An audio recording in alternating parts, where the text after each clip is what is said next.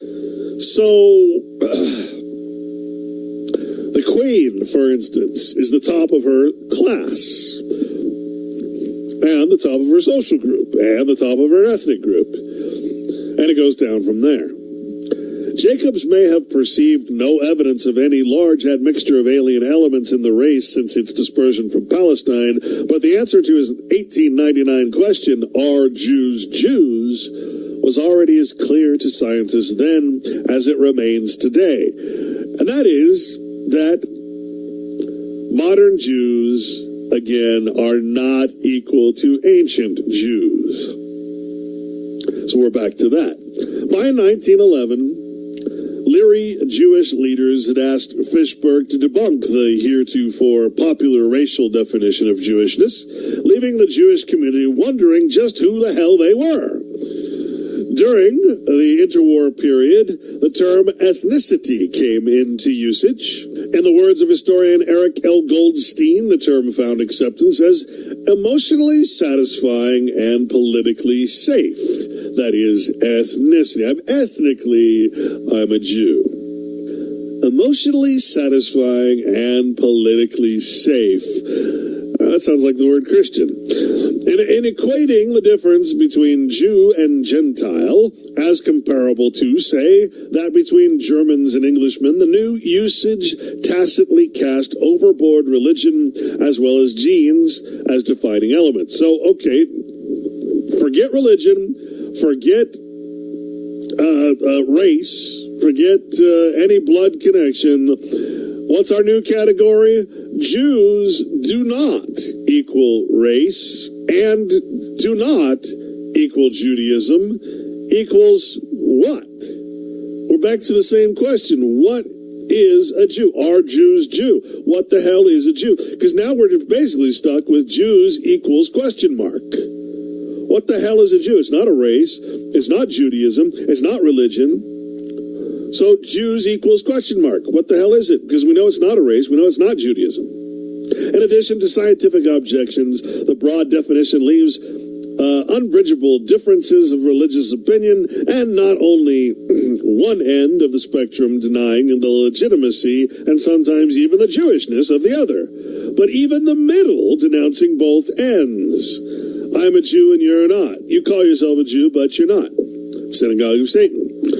Indeed, it could not be otherwise. While Jews generally attempt to present a unified face to the Gentile world, they are ideologically a very heterogeneous group, causing Ben-Gurion himself, the Prime Minister himself, to produce the absolutely broadest definition of Jewishness, which brings us to Jews equals, quote, anyone who says he is, unquote. So here you have Ben-Gurion, the Prime Minister himself, being like, man, I don't know what a Jew is. There's no such thing as a Jew. It's just anyone who says he is. Anybody who wants to partake in Jewishness, whatever that means. What does it mean? We don't know. But we're going to use it. And we're going to identify ourselves. And we're going to create a whole false history, a false paradigm. We're going to cause people to be xenophobic against all other, well, what? Religions, races? I don't know what you're xenophobic against, because Jewish doesn't mean anything. It's a non sequitur, a non-starter. It means nothing. So what are we against? If we have no foundation in truth, what can we possibly be against? And so there is no foundation.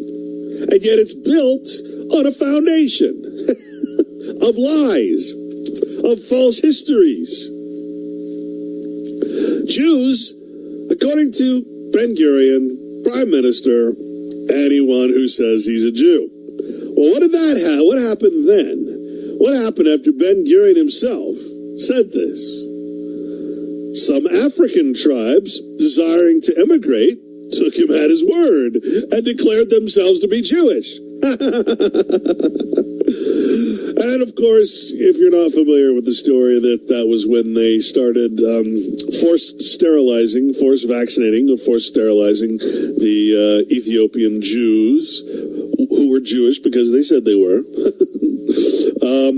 And, forcing the Depo vaccine, which is a vaccine against having children, on all black imports. So, yeah, there you go. You can say that, but then we don't really want you to say that you're a Jew, but technically anybody can be one because it has nothing to do with religion or race or anything else for that matter. Okay, jeez.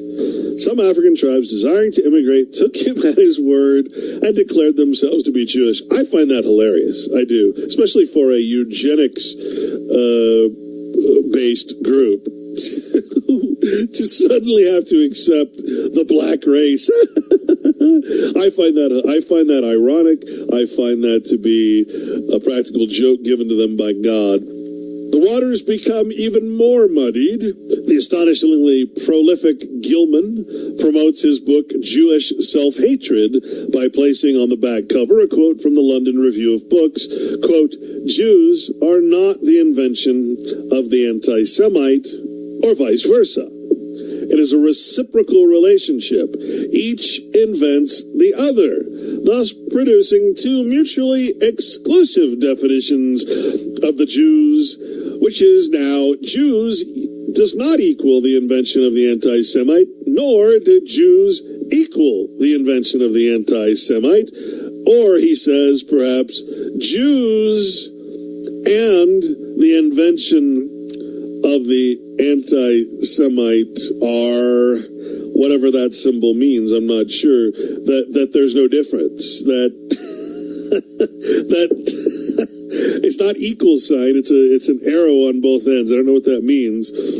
Jews, the invention of the anti-Semite, are the same, are I don't know what that means, but I get the sentiment, because if Jews are both equal to and not equal to the invention of the anti-Semite, well then, I suppose what he's saying is that one can't exist without the other. Something has to have an opposite to be against, which is kind of the point we're making here.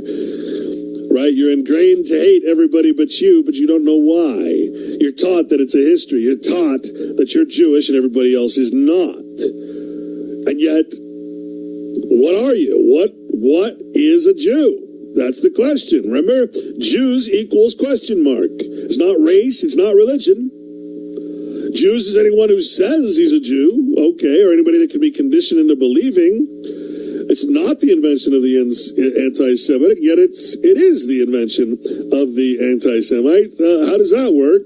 Well, how can you invent a Jewish people unless you also invent an anti-Jewish people? What's the point of being a diaspora, of being a Jew, unless you can also be convinced that everybody else is against you, that everybody's that says you're a fraud, that you're fake, that you're doing bad things is somehow anti-Semite or denying the Holocaust? Right? I mean, it makes perfect sense, actually. So that's our latest equation. We basically, the enemy is the hero. The hero is the enemy. One cannot exist or has no purpose of existing without the other. The persecuted and the persecutor must exist in order for the myth to survive. So Germany was sacrificed. Germany, also a place of eugenics, right? German meaning Germain or pure blood. Very interesting.